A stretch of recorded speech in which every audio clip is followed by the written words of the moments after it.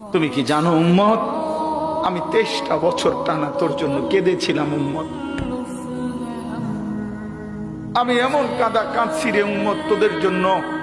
এশার নামাজের পরে দাঁড়াইছি, ফজরের আজান পর্যন্ত আমি আমার মালিকের কাছে তোদের জন্য, উম্মতের জন্য চোখের পানি ফেলে কাঁদছিলাম। আমার এত চোখের পানি তোর দিল গলাইতে পারলো না। আমি তায়েফের পাথরের আঘাতে আমার পিঠটা চালনির মতো ছিদ্র ছিদ্র হয়ে গেছে রক্তে।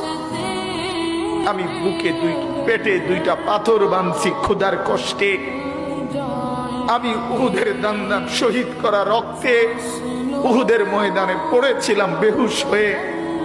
আমার ঘরের চুলায় 3 মাস রান্নার জন্য কোনোদিন চুলায় আগুন জ্বলে নাই।